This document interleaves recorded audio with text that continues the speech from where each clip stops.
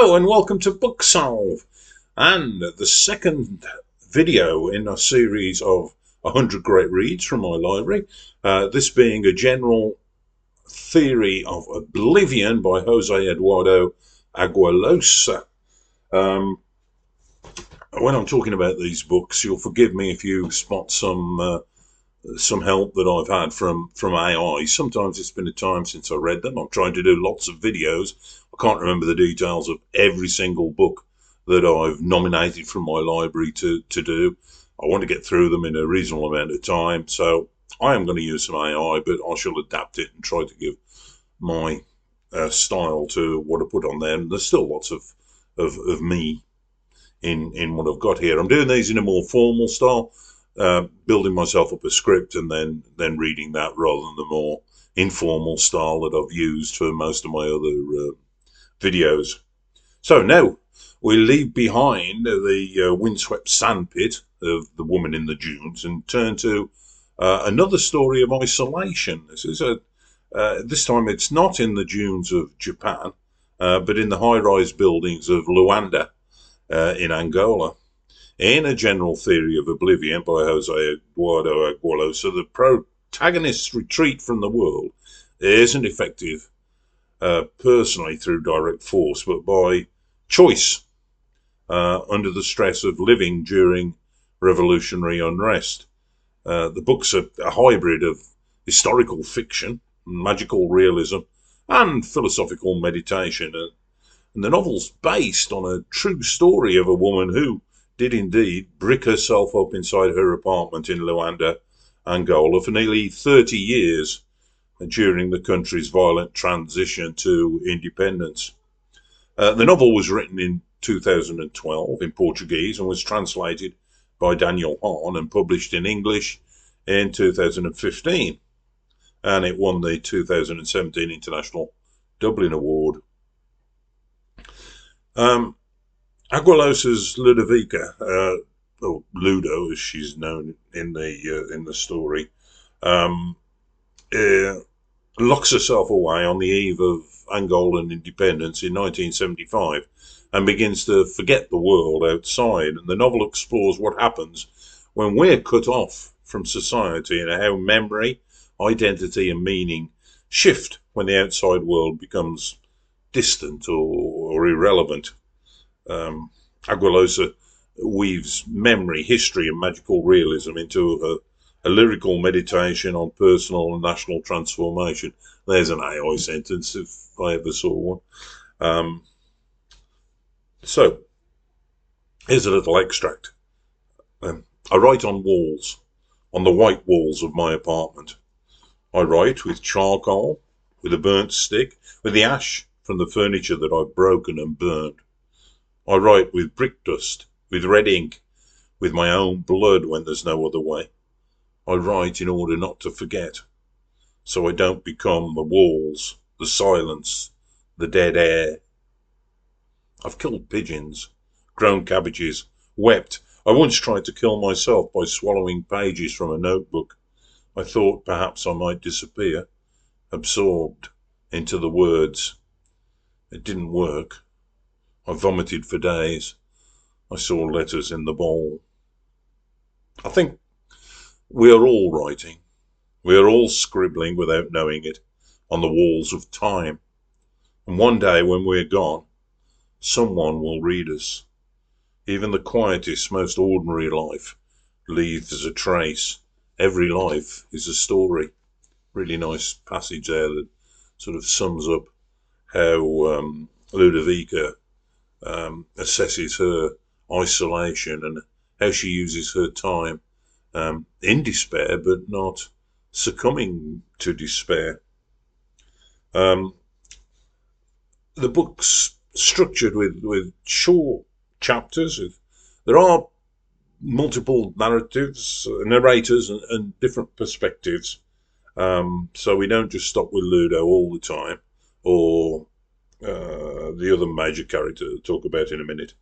And the book's interspersed with diary entries, with poems and snippets from various characters. So it's a blend of fictionalized history and surreal narrative techniques, says AI. Um, so Ludovica um, is a central figure of the novel, and her apartment gets broken into by a street boy named Sabalu, um, who she builds a relationship with, um, and he helps her to reintroduce herself into the world. Um, there's a nearly half a dozen other various characters: Orlando, Jeremiah, Smonte, Magno, and Little Chief. Revolutionaries, security agents, opportunists, poets who intersect through the political and personal chaos surrounding Luanda. Ludo lived with her sister Odette and Odette's husband Orlando, but after her sister's death, um, and I can't remember what's happened to Orlando. He does appear in the story, I think, but I'm not quite sure. He's not stayed in the flat anyway. Um, she survived for these 30 years by eating pigeons and growing vegetables on the balcony and burning books and furniture for warmth, writing poetry and journal entries on the walls. And she documents Angola's changing world through the narrow lens of overheard sounds, glimpsed figures, and radio broadcasts. Um, this next passage comes from uh, her internal reflections again, and um, it shows how memory and inscriptions are very deep themes for the book. How it wants to stress that stories endure even when people fade. There are many people who collect stamps or coins or fridge magnets. I collect stories, said Monte, raising his glass. Some of them don't even belong to me. They drift into my life like lost balloons. Sometimes I don't know where they came from or why they chose me, but I keep them, I believe. One day they'll make sense together. He paused, looking at the sea through the dusty window of the bar. We live in a country made of stories. Not all of them are true. Some are just too old or too tired or too frightened to tell the truth. Others are new and hungry and loud, and some lie because they're ashamed. Some lie to protect you, and some lie because they like it. He laughed quietly. The trick is to find the ones that lie beautifully. Then he leaned across the table and said, do you want to hear the one about the woman who disappeared into a wall?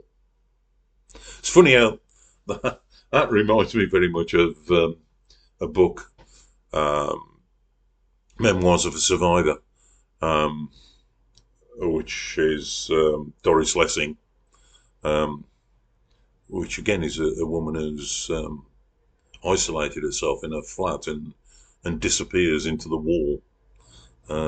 Yeah, it's sort of there's a great allusion to that there. Monte is a poet, sort of storyteller and observer of Angolan society, and its central concerns are memory and truth and myth making and narrative.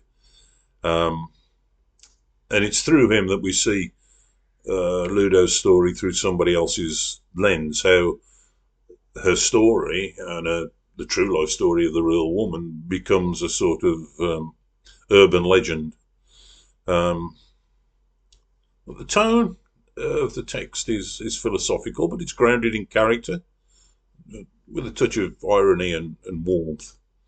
Um, and that is really the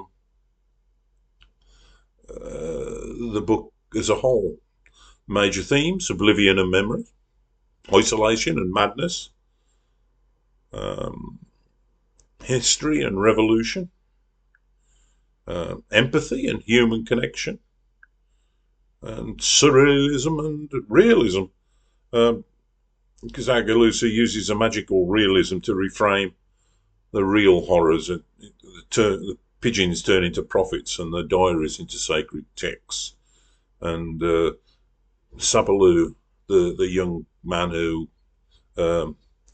befriends Ludo, is a symbol of salvation in all that, and saves her from a madness that she might slip into, and certainly the isolation that has separated her so far from society. So that's book 2 in my list. Again, I would recommend it. Well, of course I would recommend it. Why would I have it on my list otherwise? But it is well worth a read. So it's goodbye from Booksolve, and happy reading to you.